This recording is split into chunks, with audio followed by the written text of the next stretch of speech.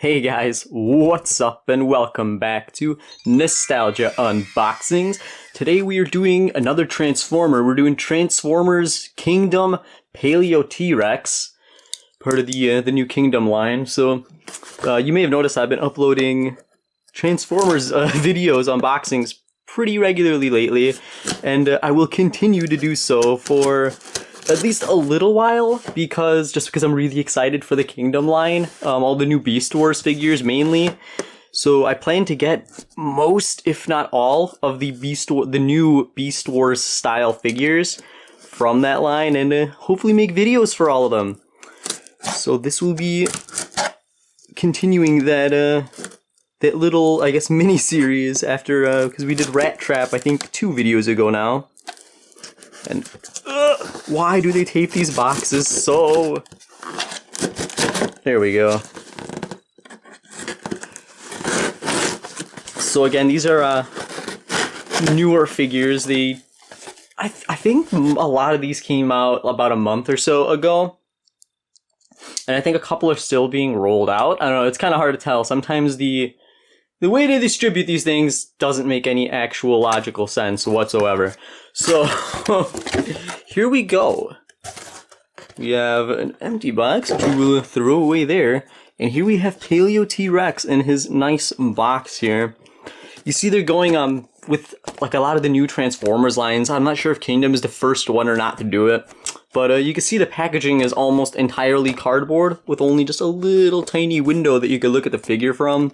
Which is, to use paper instead of plastic, minimize the use of plastic for the environment, and I'm sure it's actually cheaper on their side, so they have their own reasons for it too. They're not just trying to be, the good guys here. But yeah, that is a new thing, so it's kind of interesting to see the new packaging. Well, but I actually do kind of prefer this a little more because I like really nice art, and these packages certainly give a lot more room because they got to show off the figures somehow. So here we have Paleotrex in his robot mode, lunging there and turning into his skeleton T-Rex mode. We have some art, I guess, from whatever the actual events are that are supposed to be going on in the story, which I actually have no clue what's going on. It's like the G1 guys are now mixing with the Beast Wars guys in some huge war, which, all sounds very, very cool, but I just have no idea exactly what the reasoning behind it is. Here is his little back thing here. It says 32 steps to transform him. And unfortunately, he is a bit of a parts former. So like you see here, it shows him he does come apart basically completely. Because the gimmick for the new fossilizers transformers, which are these fossil skeleton styled transformers that they're doing, is they come apart and you can equip them to the other transformers in the line, the non-fossilizers, and give them all sorts of cool weapons and stuff. Unfortunately, I won't be able to actually show that in person here because the only other Kingdom figure I have on hand is Rat Trap, and he's a small boy, so I don't think he has all the ports necessary to do this.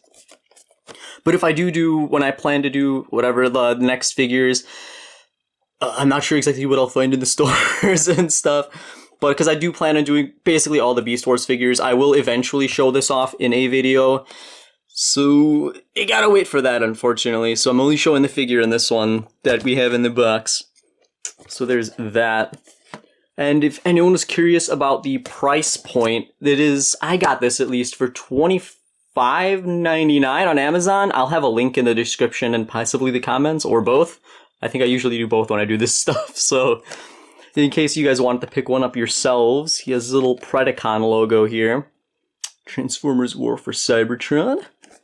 And WFC K7, I believe, is his, model code. And he seems to be taped shut. Yeah, I would assume so. Thankfully, we have our handy-dandy knife. And hopefully won't destroy this packaging. And I noticed something. We have the Beast Wars eye icon here, a new refurbished version, which is reminiscent of the original used back in the day in the 90s when Beast Wars first came out, which I appreciate dearly. And you see they changed the pupil of the eye here to have the Ark, the big ship crashing down, which I think, and a lot of people have been speculating on this, that the Titan figure for this year for these lines is gonna be a Titan class version of the Ark. So if that comes out, you can bet your butt it will be on this channel. I am super excited for that. So here we go. It slides right out. And there's nothing. Oh, actually, I lied. There is something else in here. But it might as well be nothing because it is the paper of words. We don't care about. Here he is strapped down into his little table. And look at the nice art like on this packaging. Ooh, this is the Destiny thing, I think. We'll take a look at that. That is another little gimmick that comes in the packaging. But these look really, really nice. Like, I don't know. I wonder if there's like a way to unfold this really nicely and maybe use it as a platform for display or something, because the art looks pretty nice. So I do appreciate that. We have a T-Rex set in the back here. I like that it still moves. They didn't tape it shut. Oh, we have parts everywhere here. What the heck? Tail? Little tail bit in the bottom. So I will probably jump cut here. Yeah. I just removed all the plastic things that are holding him together. It sucks that they don't use twisty ties anymore. They use just like the regular T-ties. So you have to cut every single one of them, and it's... I don't know, I personally would rather just, untwist everything instead of having to stick a knife in there and risk, scratching up the toy or something else. Ugh, it sucks. But anyway, here we go. We have him out. Also, one of the things that I noticed for this particular guy is that when the T-Rex head was stuck through here, it is very difficult to get out, especially if you want to try to preserve this backing plate as much as possible without denting it. They stick it in there real good, and like none of the articulation of it helps in any way to take it out. Like, you could open it up and it just makes it even worse. So that is something to take note of. So we'll move that aside over there. His tail comes separately, and I'm not sure why. Well, I guess I know why, so it doesn't fall around everywhere. But he looks really weird when he holds it, so I'm assuming they want you to, I guess when he's in his robo mode, they want you to just stick it into, one of these pegs, and you could use either side. But it just kind of looks really weird. It looks like he just has an enormous growth coming out of his thumb, and his hand doesn't even clasp all the way closed, which is obviously, his foot in dino mode. Doesn't clasp all the way shut. It only goes about this far. So it looks really awkward and wonky, and yeah, no bueno. Also, his arm articulation is kind of weird because they didn't put a swivel right here. So his arm is permanently stuck in just this movement, which, again, kind of sucks. And I guess it's because, they just thought, oh, dino mode, guys, dino mode, dinosaur feet, guys, they don't move, they don't need a swivel, but it could have really used a swivel. I think they really messed up on that front. Aesthetics-wise, though, I'm actually really surprised about one thing. I didn't know he had an actual robot face. So if you can take a look at that, I'll try to bring it up as close as possible, hopefully. But it's actually sculpted really, really nice. I like the deep inset eyes, and I can move them. It's on a ball joint, which I really like. I remember mentioning that I wish Rat Trap's head was also on some sort of a ball joint. So he has some nice articulation. Take a look at that. It looks freaking awesome. And I didn't know this head existed, because in all the art and stuff that I've seen... Oop, there we go. I should actually show that. But you can fold down his visor. And he actually has this skull head, and it looks so freaking cool. So actually having two awesome heads is muy bueno. As I don't think anyone actually says. So he's got this actually surprisingly pointy, spiky head here. And people, a lot of old fans may remember him, or at least remember the head, because they used the same sculpt to make this guy's head that they used in the original Beast Wars Optimus Primal's mace. So they kind of tied it all back, and I think that's really freaking cool, especially because his gimmick is also becoming a weapon. So I believe you could actually pop his head off in some way, and I think it makes another mace somehow, too, which is like 10 out of 10 design. And I will definitely show that off in a future video when I actually have a bigger bot to actually attach all the stuff to and show off the actual feature. But I can't, otherwise though, I don't think the mold is too good. It could be better. He does have knees, which, yeah. And he has some weird broken shin articulation, so I guess if you want to, You know, you want to mess around with him and getting his legs completely demolished, that works. His feet look really lackluster though. Like they're super, super smooth. And they kind of look like boring shoes compared to everything else, which is all, you know, claws and spikes. So it doesn't really fit the aesthetic I think that they were going for. And I know a lot of people I've seen don't like the new fossilizers just because they are parts formers, which I kind of also understand, but personally, I mean, I'm a huge, you know, into dinosaurs and fossils and all that other stuff, so I can give all that a pass because I am a huge fan of the overall aesthetic that they're going for. So, yeah, that is a thing. I think that's about everything I can say about his robot mode at the moment. It doesn't look like he actually does have a tiny Predacon logo right on his chest plate there. So that was the thing I was gonna go looking for. And yeah, I think that's about it for his robot mode. We also have the special gimmick card that can tell the destiny of one of the characters from the line. So here we have Black Arachnia, Predacon from Kingdom. And it's all super nice and sparkly. And the whole thing about this is it's a sticker, and I'm gonna not pull the whole sticker off because I like to keep it this way. But underneath we can see something going on there. It is just a big fight, and Black Arachnia being Black Arachnia doing absolutely nothing. And what I assume is supposed to be Cybertronian? I don't know. Oh no! I don't know if that actually means anything though. Oh yeah, that's right. I forgot that she starts off as a Predacon and then defects to the Maximals. So spoiler alert there, but Beast Wars has been around for over 20 years, so your fault for not catching up on it, I guess. And yeah, and then we have just a nice back. I'm gonna go put this on real quick, and we will also jump cut to dinosaur mode. Back in the middle of transforming, I discovered he does in fact have elbow swivels. They were just extremely tight, so I couldn't even notice, but he actually has two of them, surprisingly. So he has one that's right here, like at the very like mid thing of his axe, and I'm sure he has one. Yeah, he has the same thing. Like they're super tight though, which I didn't notice at all. And then these pop off as part of his transformation and his, you know, fossilizers gimmick. And these were also, like, they made the loudest pop. Like, I pulled it and I thought I was gonna break it, and it made such a loud freaking pop. Like, that's how tight they were in there. So, problem averted. He actually does have the elbows that I complained about before.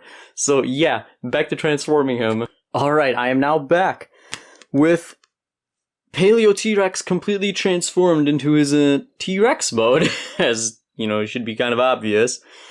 And of course, the first thing you notice is the high heels on his feet there, which, fabulous as they may be, kind of throws the look off pretty bad for me. I wish they could have, I mean, at least made some way to fold it. Although I think the purpose, like, for them, why they probably could have easily made them fold up somewhere, but it's just so it can remain balanced. Because one of Hasbro's design philosophies lately has been, a toy needs to only look good from the front, like that's their priority. So any kind of crap or anything like that, it's fine if it sticks out towards the back as long as the front looks good. But you see, the problem is a T-Rex looks very wonky from head on. You usually want to display it sideways to some extent, which, you know, makes the high heels very, very visible. Although one thing I do super appreciate, he has little ball joints on his tiny T-Rex arms. Look at that. That's amazing. Freaking fantastic. Like, at least they gave us that. What else? During the transformation, it's really annoying to put his head, his, like, robot mode head into his T-Rex skull head. I feel like they originally intended, like, the whole head to fold in more, but then they couldn't be bothered to do it. Because it almost looks like if you just shaved off a little bit of these edges here, it wouldn't block off these horns and it would be able to fold in more. But as it stands, it just kind of looks awkward to me personally. And I don't know why. But at the same time, like, it doesn't really restrict, I guess it does actually restrict the movement. His head's pretty much fixed in this position. But he can't open his lower jaw. Pretty big. Very, very unnaturally big. You get the full, 180 degrees? No, that's almost a 90 degrees there. I know my angles, guys. 90-degree angle bite there. But I think this looks a bit more, realistic for just a nice open mouth look. But it is nice, like all the teeth are individually sculpted and look really, really cool. He has a hole in his jaw, but let's pretend that it's that they were thinking real fossils don't preserve perfectly either, so it's okay if he has a giant hole eaten through his lower jaw. Top jaw also has a little hole, but I don't think they matter too much. One of the things I do think is really cool is that you can actually see through all the little openings in his skull, minus like this one inside that's a little bit obscured by his skull right here, his actual robot head. And I mean, it looks interesting. I don't mind the look too much. Like I said, I do love dinosaurs and fossils and stuff, so the whole like how gappy it is doesn't really bother me, but I can see why someone else might think it's a little kind of dumb looking when he has these huge holes like everywhere that you can basically see through his whole body. Like, yeah, look at that. That's a really good example. You just see like right through, just his legs hanging onto air, basically. So I guess my overall opinion at the end of this toy is kind of a mixed bag. Also one thing I should go over, the transformation. I was not able to even begin to do this without the instruction manual. It is not like a normal transformer. This thing is 100% parts forming. It is removing limbs, it's removing everything and rearranging the whole body, essentially. It is quite difficult, and I think at least for the first few times, you will definitely need the instructions to figure out exactly what the heck you're supposed to be doing, because it is quite complex. It's like trying to build a Bionicle or something without the instructions, It is very much the same kind of build a toy concept. It is not like a traditional Transformer at all, if that's what you're expecting. And I mean, obviously part of that is just because of the gimmick. The whole point these toys exist is the whole gimmick that they, come apart and you can equip them to another toy. Which reminds me, they do kind of show it off in the instruction booklet, so I thought I could give at least some glimpse in it in this video, since I couldn't actually show it off physically with the toys.